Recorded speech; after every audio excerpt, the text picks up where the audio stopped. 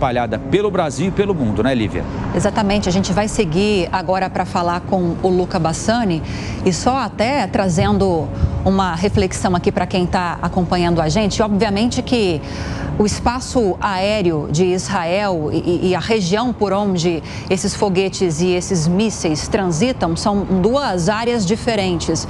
Mas imaginem só, vocês que estão nos acompanhando, a tensão de alguém que vai pegar um voo, seja um voo comercial, seja um voo em uma aeronave brasileira, no caso desses brasileiros que serão repatriados. Imaginem só a tensão de saber que se vai sobrevoar uma região que está muito tensionada, que está sendo marcada por bombardeios com mísseis e foguetes disparados a todo momento.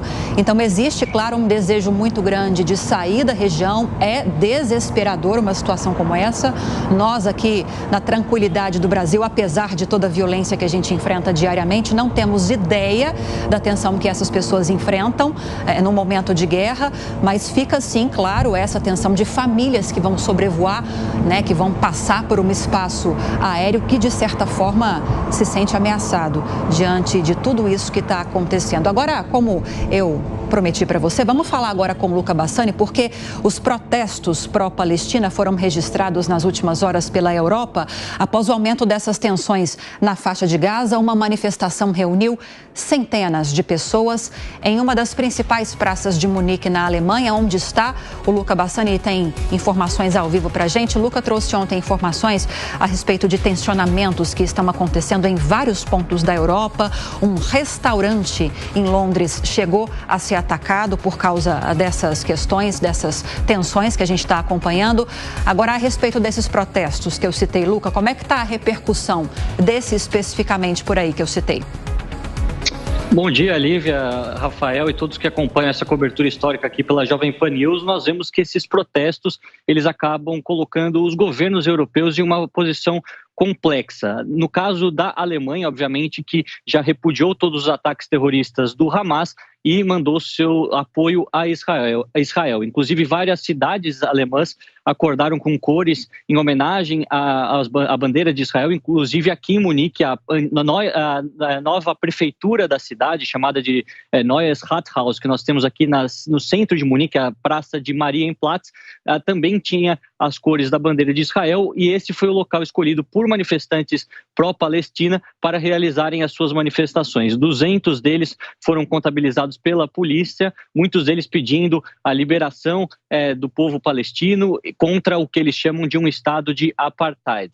Ao mesmo tempo, vemos que em Paris, a Torre Eiffel também se acendeu com as cores de Israel, uma outra cidade que tende a ter manifestações pró-Palestina ao longo desse dia e dos próximos por conta da enorme quantidade de muçulmanos e outros árabes que vivem dentro do território e que, obviamente, apoiam a causa palestina, sem considerar tudo o que acontece também durante as últimas horas com os ataques terroristas do Hamas sobre a população civil inocente de Israel. Como você bem mencionou, crimes de ódio também foram já registrados contra a população judaica, tanto na Austrália quanto no Reino Unido. Na Austrália, muitos deles cantando para que o gás seja liberado aos judeus, uma referência clara ao Holocausto, aquilo que aconteceu durante a Segunda Guerra Mundial, além, é claro, de depredação e vandalismo em estabelecimentos judeus, a exemplo do Reino Unido, no norte de Londres, onde o restaurante kosher da comunidade judaica também foi atingido. O desafio dos governos europeus é mostrar o seu apoio a Israel, assim como historicamente sempre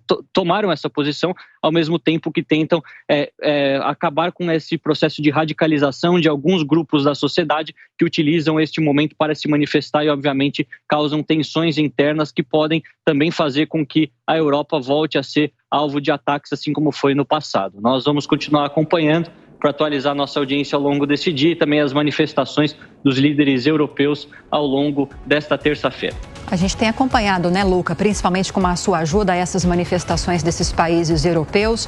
Há um desejo muito forte de um cessar-fogo, de um acordo, da criação de 2 estados, na verdade de um, porque Israel já tem um estado independente, há essa reivindicação por parte da Palestina também, e que esses estados possam conviver pacificamente. Mas o próprio estatuto, né, do Hamas já traz a destituição de Israel como condição como um dos fundamentos, digamos assim, para que haja uma certa convivência mais pacífica na região.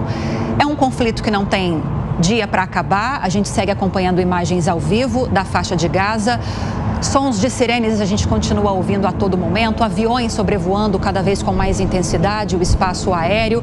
A fumaça não cessa nessa região, a cada momento novos bombardeios acontecem e a gente reforça aqui para você que está conosco que o Hamas segue naquele intento, naquela ameaça de que a cada nova bomba lançada por Israel sem aviso prévio, bombas que tenham alvos civis, haverá a morte de um refém que, inclusive, esse assassinato pode ser transmitido ao vivo pela internet para todo o mundo. Mas, ao mesmo tempo, o próprio Hamas diz que está empenhado em conversar com Israel para um cessar-fogo, mas até trazendo o que o professor Christopher Mendonça trouxe para a gente agora há pouco, professor da área de Relações Internacionais, dizendo que ele acredita que é mais uma sinalização que o Hamas dá para o Ocidente para mostrar que está aberto a negociações, que não são o vilão maior de todo esse processo, de toda essa história, que está aberto a conversar com Israel e até para chamar a atenção dessa comunidade ocidental de que, olha, prestem atenção nessa ofensiva de Israel contra nós, na proporcionalidade dessa reação. Ou seja, são narrativas, são informações que vão chegando dos dois lados e, claro, nosso papel é trazer as informações para você, ouvir especialistas para que possamos tentar chegar o máximo possível perto da verdade, o que numa situação como essa é extremamente difícil para quem está tão longe desse conflito como nós, brasileiros.